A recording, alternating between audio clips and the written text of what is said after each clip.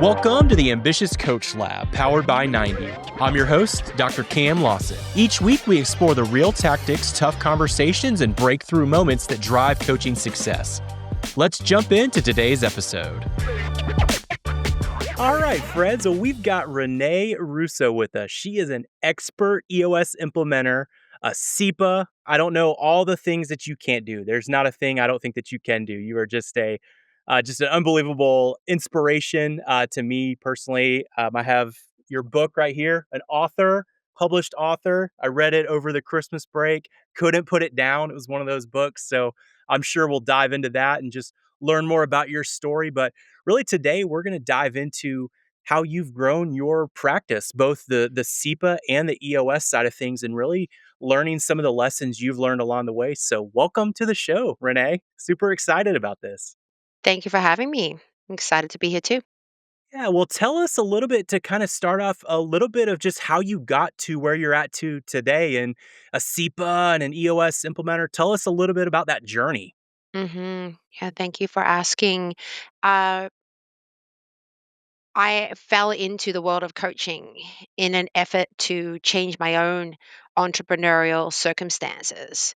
And when I discovered certain things that I felt should be true for all entrepreneurs, I then uh, felt compelled to share that with others. And everything that I've ever done really came from a place of taking responsibility for my circumstances, finding a smarter and better way of doing things. And then once I've then cracked a code or learned something, I have this overwhelming I think desire is a very light word to use. It's almost like an obsession to then share that with other people. I take wisdom and intelligence very seriously, and I feel like it's worth nothing if it's not transferred to others. So I married an entrepreneur. I'd not long wrapped up my time at KPMG in Melbourne, which another member of your team at 90 also worked at the same Melbourne office of KPMG, Tim. So Yep. that was cool to figure out. But I'd wrapped up there because I felt that the problems that I was seeing in business through my time there in the mid market space ran deeper than the financial statements. And I wanted to understand where that was coming from. And I had myself convinced that you could solve all business problems by hiring great talent. So I became an executive recruiter. And I thought, I'm going to solve all the problems by bringing great talent to the table. And that only went so far because I didn't have any control or impact over what then happened once they were in the business. And so, with that awareness, I got curious about, the inner workings of business. And at that same time, I met and then married an entrepreneur. And I would say he's the first bona fide entrepreneur, scrappy founder that I had ever met. At KPMG, I was removed from the business owner. I was kind of down the ranks, and my parents worked in public sector. So I was enthralled by him, his courage, his passion, his drive, and he sold me on the vision. And I came to Vancouver and I realized that the vision and reality were not lining up. Mhm. Things got very bumpy, really hard, really fast. Both the business was difficult and life was difficult. Unfortunately, in my first year in Canada, he also suffered from a cancer episode. And so while trying to keep the business afloat, deal with his health, um, we were running on fumes. And I told myself after the startup period, after he gets better, things will smoothen out. Like we'll find ease and peace and flow, and things will even out. And they didn't because we had normalized the chaos. And he is a wartime CEO. He's not like a peacetime CEO. If there's not chaos, he will create it. It's just his MO. And after a decade and raising a young family, becoming a stay at home mom, I did my best to hold up this brave front that we were going to be fine. But something in me said, something needs to change. I then was introduced by my brother in Australia, Dan Williams, introduced to a book called Traction. And when I read it, I started crying because I understood for the first time that it did not have to be this way. I didn't have anything to compare to. He was the only entrepreneur I knew, and these were the only entrepreneurial circumstances I'd ever been in. And so with that book, I hired myself into the company, though nobody wanted that. And I then used the tools and the disciplines to help turn the company around. Wow. And we did. We scaled to 3 locations, doubled revenue, um, and the business was starting to stand up in ways it had never before. And that's when I discovered, or I came into the awareness that every business needs an operating system. It doesn't matter which one, but if you cannot gain control of the business, instill human discipline, alignment, accountability towards a clear vision, then you're literally going to run on a treadmill for the rest of your life. And so I became an implementer. I love it. What a cool story. And you talk a lot about that and share your story and then provide a lot of application to the reader as well. But talk a little bit about your book, like share a little bit about Ready to Rise. hmm Well, after a number of years of building my EOS practice while trying to still be a very traditional wife and support my husband with our business, I started to feel some friction and disconnect. And so it turned out that the business was not the only issue, the marriage was too. And frankly, we were very different people wanting different things in life. And he had a certain mindset around entrepreneurship. The business is effectively an ATM and it's designed to give you the financial resources you want. And he was not wanting to scale for value and impact and sell the business. He was convinced he was going to do this for the rest of his life. And I did not want to be living my life that way. I wanted, we had the freedom of money, but we didn't have the freedom of time. We didn't have the freedom of emotional capacity to be really, we were good parents, but we were not great. And so that inner resistance started to build, and I cracked wide open and shared with him that the marriage was over. Mm. The differences in us were irreconcilable. People say, make it work, but if you actually cannot come into alignment, somebody needs to give in. Right. And I literally had abandoned myself for so long. This inner will in me said, we're not doing this anymore. We're not going to give in. We're going to fight for what you want, what you need, which is freedom. The freedom to be myself. The freedom to have time for other things outside the business. The EOS life we talk about, I realized when that material came out that that was never going to be me. Mm. And so I took responsibility for my circumstances again and I left the marriage. Unfortunately, I didn't have a plan. I didn't understand the process and I didn't have the right professionals. And sadly, due to the post COVID or COVID, during COVID and then post COVID um, lack of resources in the family law system, I lost everything. Mm. I became homeless. I lost my children. I lost my financial stability. I lost my sense of self because all I had become accustomed to be was the wife and the mom. Mm. And I broke and I hit rock bottom. And at the same time, I was still running my business. Mm. The nice thing about EOS and when you're working with an energy management in a business is that the 90-day world keeps you moving forward, even though it's bumpy. Mm. So I had the work to keep me going, and the business gave me the financial resources to leave. I would never have been able to do that if I didn't have my business. Mm. And then at the same time, one of my clients said to me, I want to sell my business. Can you help me? And I said, no. He said, please. I said, okay, I'll figure it out. And so he mentioned to me that he had trust in me because I understood him, his business, his family, what he wanted, and nobody else he felt really understood him. Mm. And he felt that the M&A people would just focus on the money and not focus on what he wanted. He wanted a voice, he wanted a process, and he wanted to get his just rewards, and he felt that I could help. And so then I became a certified exit planning advisor and I started to work with him and then others to help them architect a pathway to getting what they want. Now, it doesn't always end in a sale.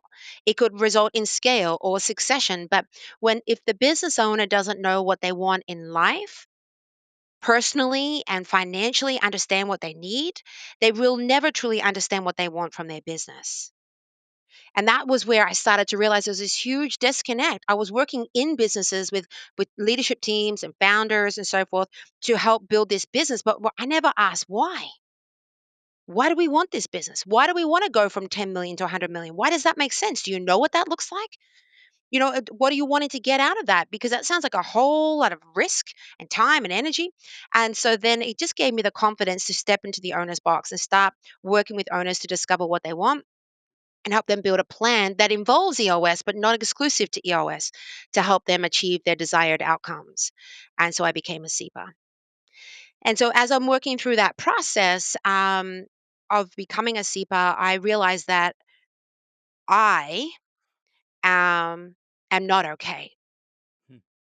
So I've got the business and it's moving forward and I'm coming along with it, but I'm struggling. I'm struggling to get out of bed. I'm devastated by the fact that my children won't speak to me. Hmm. I'm trying to find a place to live. I wasn't okay. And I realized I can never expect myself to rise out of my circumstances because my company was already called Rise Up, but I can never see myself rising up out of my circumstances, reaching my highest potential if I can't even get out of bed. This is not adding up.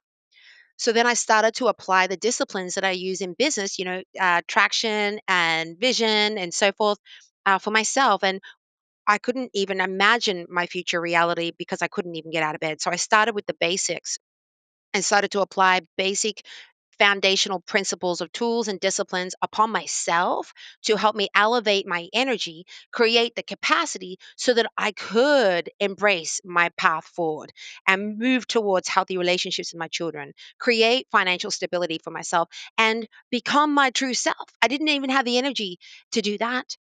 And so I feel like in all of that, I learned that if I'm not okay, nothing's okay. If I don't matter, nothing matters. And in becoming my own client, using I have hundreds of books on habit and personal development.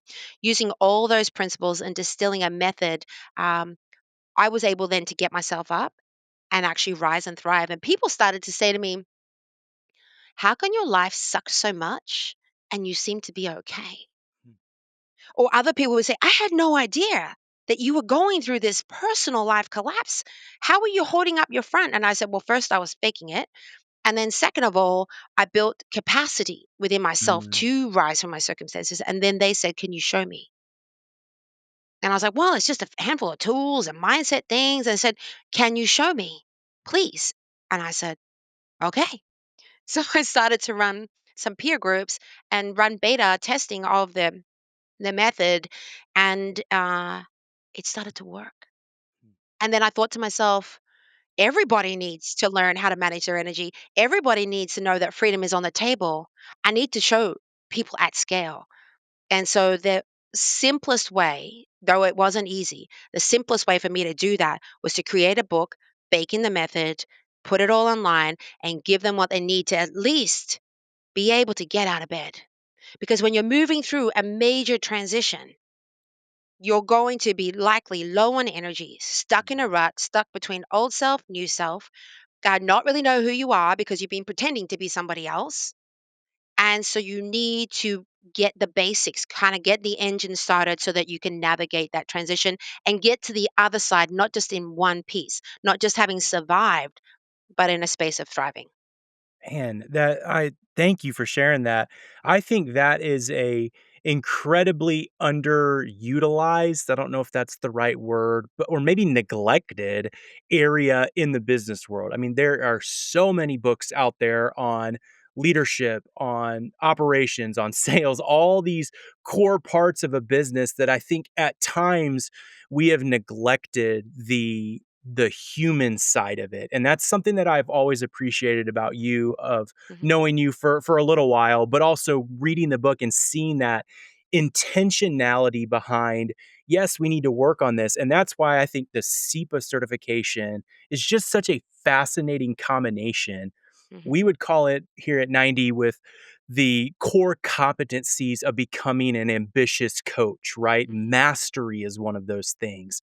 And I think some of that is, and even as we're having this conversation and as we were having preliminary conversations about it, there is an aspect of mastering yourself from an individual perspective. And I think, would you say that that has helped you become a better coach the more in tune you are with your true self?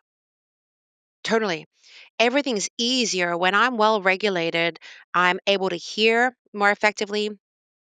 Able to see more clearly. I'm able to tap into intuition. I can more confidently hold space for people through discomfort. I have more capacity to show up in the work of coaching. Coaching is deeply human work, and the thing that we're actually working with, it's like people who make pots work with clay. The thing we're working with is human energy. And so in the business operating system coaching, where, building structure around the human energy management system, I use EOS to do that, to strengthen it, up level it, and focus it towards desired outcomes. In the exit planning, we're bringing those three circles of energy, the personal, financial, and the business circles of energy into alignment. And we're making sure that we're moving towards desired outcomes in all of those three circles. That's moving energy. I'm working to one with people. I do CEO coaching, and I run peer groups. In those environments, again, we're moving energy forward, up leveling energy and moving it forward. So, as coaches, we need to recognize how much we are exerting of ourselves in our work, and therefore our basic training first as a precursor to mastery of whatever craft or skill and tools you're using is self mastery. Because if you are not in a place of having the capacity to show up in the work, A, it's going to be exhausting. B, your clients will not get the outcomes that they want. You need to be well and balanced and strong so that you can help manage and guide their energy management systems. So I feel like personal mastery is key. And then, whatever the skills or tools you use, high reps in those. And the way that you're going to get high reps is having the capacity to do that repetitively. And then those two things, when they're done really well, what you're going to do is start to elevate. Now, there's going to be points then where you will kind of have a breakthrough into a new category or a new space of awareness. I've learned that in order to really stay there and rise from there, you need to be willing to let go of certain things. Because I've noticed that a lot of coaches get a lot of different skills, and then they walk around with this shopping cart of options and tools and resources, and then they kind of struggle to create value for clients because they're trying to do too much and the client doesn't get it. And so along the way we need to also be willing to let go of certain things and elevate to increasing levels of value, because when we're trying to be everything, we tend to not to be masterful at anything. I'm learning that process. There will be a time that I won't be the implementer in the room.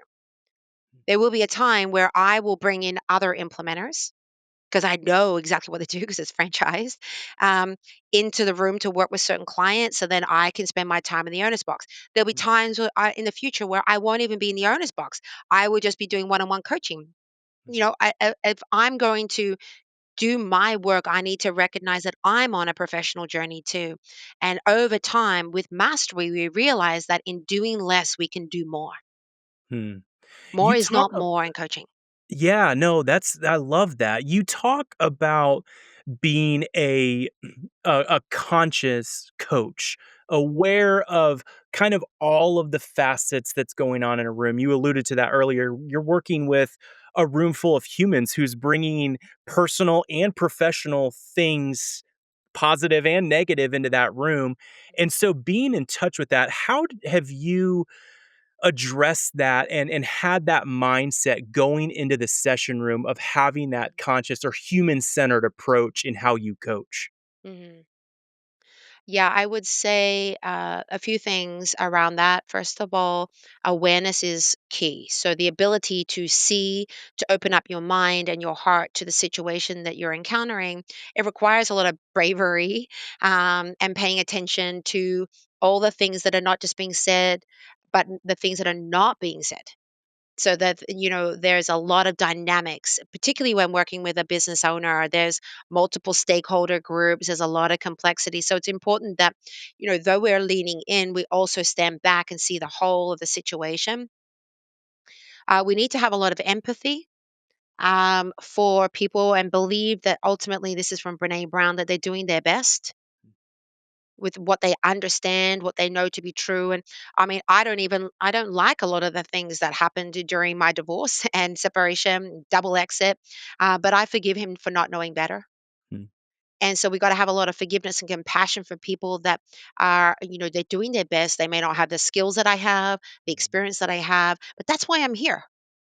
And so avoiding judgment is really, really important there. And they part of the trust building is that they we need to be able to hold that space of empathy without judgment. Otherwise, they won't feel safe to be themselves and ask stupid questions or make mistakes. They'll start hiding them. It's not good either. So I would say awareness and empathy are really important. And there's a level of wisdom that I think is really important, that we tap into our intuition. There's one thing to have a rule book around what you got to do in a session or a meeting and how you got to do it. But I would say that we need to give ourselves some credit, that those of us who've been coaching for a while, even a little while, we have wisdom in us that we can tap into to help see the future and anticipate, the opportunities or the risks of certain pathways. So part of our role in being a coach is also safeguarding interests. So tapping into that wisdom is key. All of this requires an extraordinary amount of human energy in us to be able to show up in the work in these types of ways. So if we're not doing our work, we will burn out. We will underserve our clients, and in some cases, put them at risk too. mm. We're entering into a place, a safe space where we are trusted. So we need to be our best. So that consciousness in the work also needs to relate to a level of consciousness about how we are managing ourselves and our lives as well. What does that look like upon the end of a session day and whatnot? What does the recovery process? Because there is, like you said, it is a lot of energy being put forth, and it is an emotional journey that they're going on, that you're being invited on, and you're part of that. What Mhm. does that look like upon reflection back, and then being able to fill your cup back up to go into that next one? How do you address that? Mhm. I feel like my own level of discipline directly correlates to, my performance around effective recovery. So when I'm really it's not all the time. Sometimes I'm imperfect as well. Uh, but in between perfection and completely sucking, there's a space where I consistently start the session a certain way, end the session a certain way. When everyone's left the room, I have a process that I go through to bring closure to the day. That allows me to untangle myself from the system that I've just been part of for the day. I then identify and remind myself that I'm not responsible for those humans, their business. I kind of energetically give it back to them, and I let go. I bring closure to my work. I send the wrap up, and it's like I'm handing it all back to them. Mm, I think one thing that's really important as a coach is that we don't take on responsibility for other people's success or happiness, whether they succeed or fail. In fact, I would say in over this time that I've been an implementer and exit planner, I've learned that failure is an important part of the journey. My own story proves that with failure, we have opportunities for change and insights and growth. So I don't rush to the aid of saving people anymore. And I respect those boundaries. It's their life, their business, their system. I'm just here to help up level it and guide it, but ultimately it's theirs. So I let go, I let it be, and then I focus myself on restoration. So I've now started to take baths and get more sleep, exercise, do what I personally need. And at the end of the day, I always sit with my remarkable, and I take my calendar, I take my next day, and I write my notes. I anticipate everything and what success looks like at the end of the next day, and then I put it away. and I go into sleep. It's allowed me to sleep um, in a peaceful state because I'm not holding on to the to dos, or I'm not worrying about tomorrow. I create space myself to rest. Oh, that's so important. You've talked a little bit about how the client that you work with can often be the coach's best coach. Can you share a little bit more about what you mean by that? Yeah.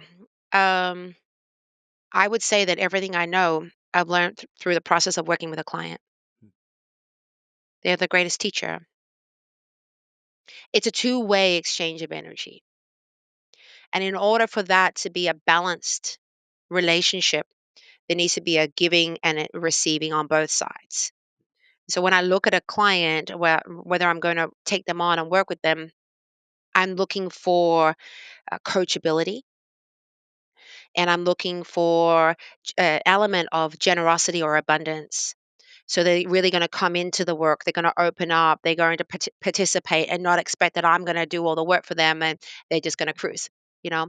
So I would say that I look for those qualities in them so that I can recognize that this is going to be an opportunity for all of us to rise, for them and for me. And the better I get, the more I can positively impact my other clients. So I gain a lot of insights with working with clients, and I transfer a lot of that knowledge and those perspectives to other clients.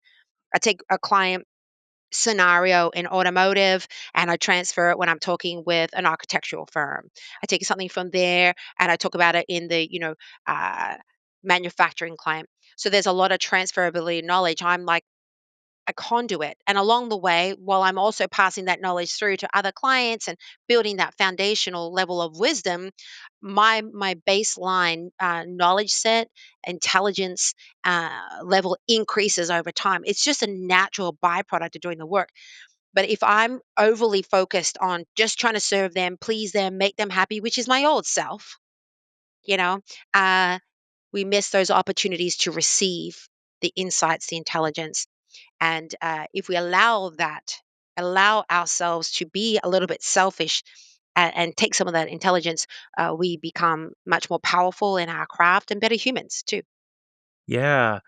You have alluded to this a little bit already, but we also believe one of the core competencies of building an ambitious coaching practice is having a clear vision. And I think you are an absolute testament of that, of having a clear why. I think every coach should have a clear understanding of their why. So can you share a little bit about your why or your purpose behind why you do what you do? Hmm. Yeah, thank you. Great question. I would say the common challenge that I see when I talk with a lot of coaches and advisors. Actually, most of my week outside of my direct client work is talking with other professionals, sharing wisdom, insights, whatever. And I would say that the very servant coaches and individual practitioners tend to struggle most with applying the things that they're trying to teach to clients and guide to clients to themselves, because so much of their attention is outbound and Mm. so much of their identity and sense of value comes from servicing clients. And so they often don't take the time to figure out, what's my own path? What do I need from my business? What do I want? Why am I motivated to do this over anything else? Why aren't I working back at KPMG anymore and doing this now? Everything we do has a level of choice around it. The question is, why do I choose to do this? And then if I'm clear on that, that then becomes a yardstick that I can make all decisions around what I do and do not do. If I understand my purpose, what fuels me intrinsically, elevates me as a human being, then I can make much better decisions. Because really, as Jim Collins says, we're more likely to die of indigestion of too many ideas than not enough. And the more focused we can be as coaches with a clear purpose, a clear niche, what we do best, we can just focus on being masterful at that and creating uh, extraordinary levels of value. My purpose is to set people free. And that took quite some time to come to the surface. Uh, there's It's not easy to discover your purpose because it's typically deep, deep, deep down inside of you. And in order to really unpack it, you got to go back into your past. So some of that's hard. I really need to step out of your system of being yourself and look in, which is difficult. And then we have this desire to get it right. And I just say to people, I know very, very successful individuals who have who tell themselves that they have no idea what their purpose is. In all of the work that I've done around spirituality, I would say that you already know. Mhm. The fact that you feel disconnected from your purpose means that you are experiencing disconnect from yourself. When you learn to walk home to yourself, come into your identity, be yourself, practice being yourself, which I had to learn all over again. The closer you orientate yourself to being yourself, the more you come into inner knowing as to why you're here and so forth. The questions are already here. I say to people all the time, you already know. They're like, no, I don't. I'm like, yes, you do. You just forgot. Mhm. So let's remember. So it's inner work, which is hard when life is busy, clients are demanding, you feel like you're struggling and sucking in multiple areas. If life energy is low, it's very difficult to go in. And the purpose is not about being, impressive to other people. It's inner, intrinsic, motivating force. So it takes time to get to know yourself. And anybody who's working through that, I just encourage them to be very patient with themselves and like lean into something. If you want to, you think you want to help people realize their full potential, sit with that, play with that, and then contrast that statement to your reality. Is that what motivates you to take that call in the middle of the night when someone's stuck in a situation, or is it something else? And then just to let it evolve. It's kind of like wine. You just got to let it evolve. Yeah. That's a fascinating way to look at it because I think there is if you can really do that work to get clear on who you are, who your authentic, genuine self is, then as you're building your practice, then you can start to build obviously an understanding of who you are as a coach, but then who do I want to work with and running it through that almost filter where you're talking with clients and you understand this is not a right fit client because it can be that intuition and that gut, but I think a clear vision gives you that lane to Totally. understand this is a right fit client that I can work with going forward. And it's important for ourselves to be motivated and elevate our energy. It's also important to ensure that we do the right work with the right type of clients. But there's another category that we often don't talk about as coaches that I lean into heavily. When you are a coach and you have a bespoke practice, like a small practice, you're the primary person, you've got a small team. Um, it's very difficult to create value in the market alone. Hmm. It's really important to recognize that in partnering with different organizations, you can create more value and more impact. So, for example, 90 is a strategic partner of mine. We don't, I mean, I get people onto 90 because it helps me do great work for them. But the relationship is not transactional for me. Hmm. It's more, how do you help me with my vision and how do I help you with yours? And I know 90 is about building resilient organizations. And I know that I can't set business owners free if their companies are not resilient and transferable for ownership. So I know that you help me fulfill my purpose and I help you fulfill yours. Hmm. Other platforms that I use, other relationships that I have, I work with a CEO peer group organization, and theirs is to populate the world with inspiring leaders. Now, I know that I need an inspiring leader, CEO, running the business, and hopefully one day that's not the owner because I want to set the owner free. Hmm. And so I need to create a place where CEOs, non owners, can really take control, show ownership, and run successful businesses, irrespective of who owns them. So everything I do strategically, not just with clients and not just my actual technical work, but the people I partner with, my vision is very important, and so is theirs. And when we get two stakeholders' purpose and vision aligning, that's when we create synergies. Yes. And that is a whole other level of consciousness. It moves from transactional relationships, but Mm. more towards transformational level of impact. And that's what I'm about. Yes, I'm so glad you brought that up because that is such a critical part of it because it can I feel like a lot of coaches when they're in early stages, let's just call it the survival stage. That's kind of what we have identified as when you first start a coaching practice, you're just surviving, trying to get that first client, right? And you Totally. go in and you're almost just trying to get as many referral paths as you can, right? And Mhm, it's just throwing darts at the wall, trying to hit something. And I think there's so much wisdom into being intentional about doing the work, understanding who you are, mhm, understanding your vision, and then finding like minded partners who are rowing in the same direction of you that you can get on. And it's all that synergistic relationship where, yes, we see things the same way and we're pushing towards the same goals. Because I think that's really what leads you to get probably momentum and traction mhm. quicker. And so I Totally. thank you so much for pointing that out and for the shout out for 90. Didn't ask her to do that, so I Yeah, appreciate no. that. Mhm, But in I really appreciate you sharing all this. And in closing, I always like to ask the guests two questions.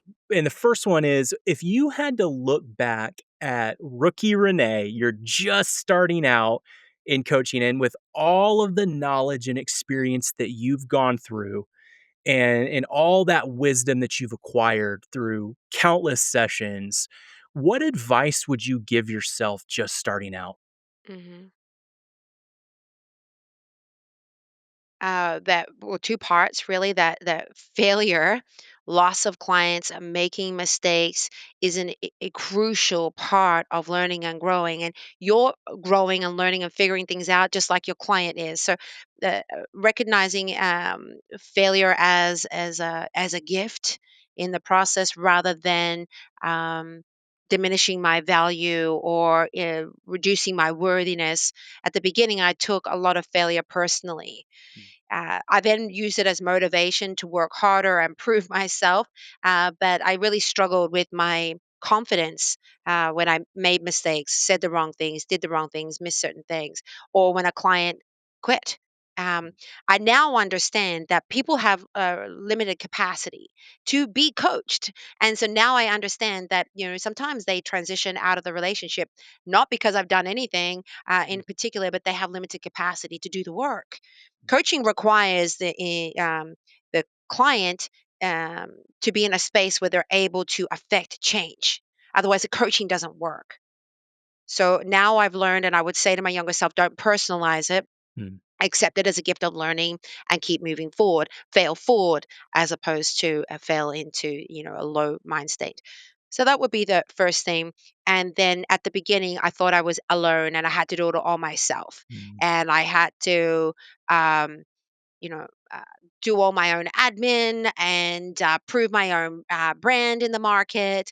But over time, I realized the more I asked for help, support inside my business, and or support from partners in the market, I was able to create a lot more momentum, create a lot more impact through doing less. And what I realized it wasn't all on me. So failure is a gift, and we're better together. mm. That's so good. And then what would you say, and you can be as open and vulnerable as you'd like, but what would be a lesson that you're in the middle of learning right now in this current moment? hmm I would say the learning journey that I'm on um, is that I took ownership for the understanding that I am the main character in my life, in the good times and the bad. I am really the problem and the opportunity. And so what I've discovered is that the only thing I really control is my energy. And when I change the way I think, I change the way I behave, and I change the results I'm getting. So rather than pushing harder to results, exerting myself, I go back and change the way I think. That changes the way I behave and that changes the results I get.